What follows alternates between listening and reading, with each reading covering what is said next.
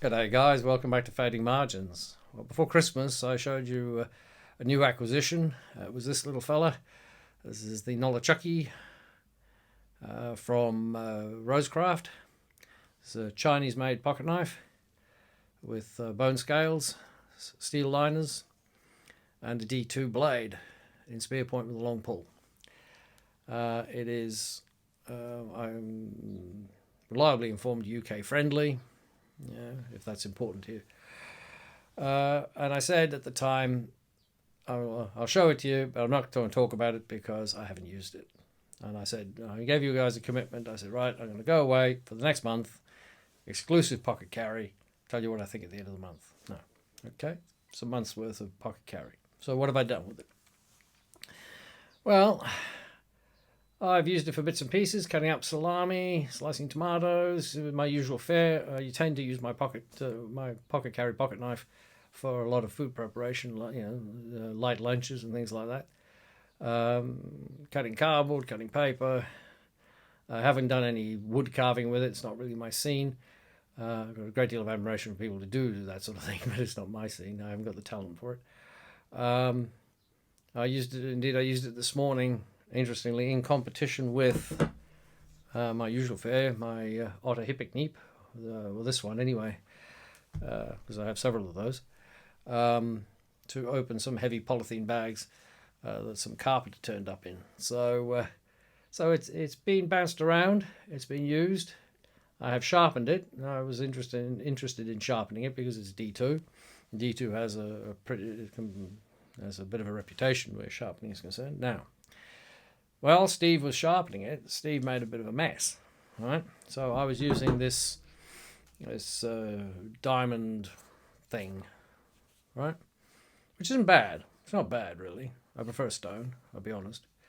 And somewhere along the line, I must have clipped the blade. I don't know if you can see it anymore. And I ended up with a couple of little scratches, sort of about here. And I'm picky.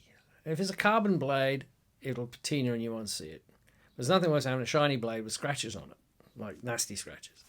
So I said, right, I'll buff them off. So I take it out the shed. I get I got a pillar drill with a little wheel on it, and I can change the papers on it, yeah. So I'm buffing away. Well, you can see that it's rather changed it. It's sort of mellowed it out, because when I first got it, you can just see one of the scratches there now, still. But as soon as I draw away, it kind of disappears. But it sort of softened it all up. It took a lot of it out, and it gave it a nice, I think, a nice satin finish. You may say it's just knocked around, but it's my knife, and I think it's a nice satin finish. So that was interesting. I thought that was really interesting. It takes a very good edge. It holds a good edge. I was very pleased. I like it. I didn't feel the want of anything else particularly.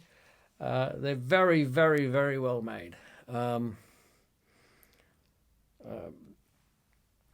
can't think of another pocket knife manufacturer that I've had dealings with that I could compare the quality of build to. It's that good. I love Otters. Otters are my favorite pocket knives. Full stop. End of paragraph. But their build quality, often you have to tweak this, you have to fiddle with that, you have to clean out a lot of crap out of the joint. Indeed, when this one originally turned up, it wouldn't close properly, it wouldn't open properly. It had to be sort of flushed and cleaned and soaked in oil, and eventually, with a bit of work, it came good. But I had to do that with the NOLICHUCKY from ROSECRAFT. None of that. You can hear it. You know, I'm not into snap and chat or whatever they call it, right? But I like a knife to close, and I like a good pull on the blade, right? And it pulls well. It's got a nice action. It's got enough back spring. I like the back spring. I can be very picky about back spring, and the weight of the back spring. If it's too heavy, like a certain GEC I had, it feels dangerous to open and certainly dangerous to close. If it's too slack, like a lot of the case knives I own, I don't feel safe putting it to any serious task. This is nice. It's a really lovely sweet spot. So there you go. So will I continue to run it? Yes, I will keep it, absolutely, and I will run it from time to time. But I have to be honest, your favourites are your favourites, and for all their foibles, and let's be fair, they are legion. This is the sort of thing that I favour. Very simple, very robust, with a carbon blade.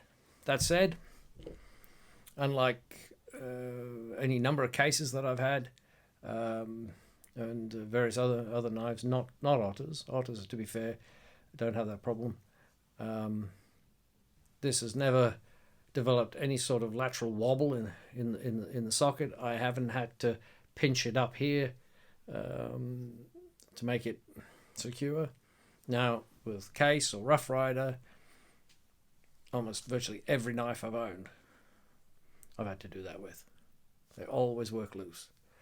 This is very, very well made. Now, it's not cheap for a Chinese knife, okay, but for a knife, it's not that expensive, and it's really, really good. So, and the other thing they do, which I think is kind of, I don't know, is it funny? Is it sweet? Is it cynical? I don't know. With Rough Riders and the others, on the tang stamp it'll say China. On this, they put a sticker that says "Made in China," so when that comes off, all it says is D2 steel. Gives you the code. Let me see if I can bring that in. That's not going to focus, is it? Blasted phone. Right, but you see, there's no. What's that say there? It says ROSECRAFT. Of course it does. Right, so it could be made anywhere, which I think is the intention. I think they're pitching it at a very at their American market, and the Americans like, if you've got to make it in China, okay, but don't rub my nose in it, sort of thing. I suspect that's what's going on. But yeah, absolute classic. Really, really like it. Now, would I go out and buy any more ROSECRAFT? Well, I did buy one of their Hippocagne clones. Gave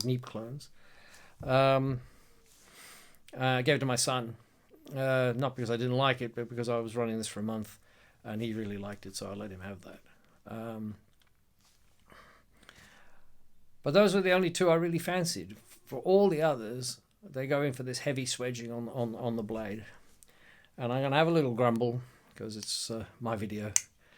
I do not understand. I cannot get my head round. I see no point in swedging a small 3-inch, 4-inch pocket knife. It just makes no sense to me at all. Now, if you like some of the Norwegian manufacturers and you're running 3+ mil stock on the back, maybe, but then they don't do it. They have I think it's called a distal grind, distal taper, I think they call it. And if you've done that, why do you need a swedge? It just, and you say, well, okay, Steve, why are you cranky about swedges? Well, I'll tell you, one reason I'm cranky about swedges is this. Here you have a knife. I can put my finger there. I can grab it like that. I don't have to have use of my fingernails, right? I don't have to use the nail nick, right? Even my hands are cold and my hands are wet, I can wipe and I can open the blade. Can I do it with this? Not really, because you want to pull it up here to give you the leverage. You can do it, but you've got to get right back in here, and you can see where the blade is most pronounced, it just slides off. So, yeah, it's a bit of a grumble, but apart from that, I got no complaints. It really, really is impressive, and if they can make them as good as this, without that sort of slightly weird design thing that I've always found that say Rough Rider go in for. It's like it looks like say a Stockman, but the blade shape is kind of slightly odd, or the styling is somehow odd, or you've got pins made of plasticine or something like that. But if they can continue with this standard and produce some more knives that are this functional and pretty, everybody else better sit up and pay attention, because they're very, very good. Now, in terms of the design, the overall design, I like a swell end jack. You know that, guys. I like the sweep. I like the way it bellies down. That's fantastic. I'm not. I say I'm not a huge spear point fan, but the last one or two. Well, I have a BK Kefat knife, and I love that thing, and it's a spear point, right? I've got an Otter boat knife, and I love that thing, and that's a spear point. So, and I have all my Victorian knives, and they're all spear points. So, I don't know what I'm talking about, but this wouldn't be my first choice in terms of blade shape. You know, I kind of like this. This is very traditional. It's a very traditional European shape. You see it played out either with this drop point or with a slight clip point, both in Spain with Spanish knives. You see it in France with opinels. They're kind of very, very similar. It's a general purpose, hard-wearing, utilitarian tool. And that tends to be my style. And I like you know, I like wood, I like bone, I like horn. I'm not bothered about what material it is, as long as it's not too leery. So yeah, so there it is, the ROSECRAFT NOLICHUCKY. I'm going to stop rambling. If you haven't got one, you may want to think about it. If you're not into Chinese-made knives, this will probably change your mind. They're very, very good. And a mate and I had a discussion about whether they had any soul. And I think once you've carried it for a little while, you'd say, yeah, it's definitely developing a little bit of soul. All right. So that's it for today. Thank you for watching. It's great to be back and to have the interaction. Let me know what you think. And I will catch you on the next one. God bless.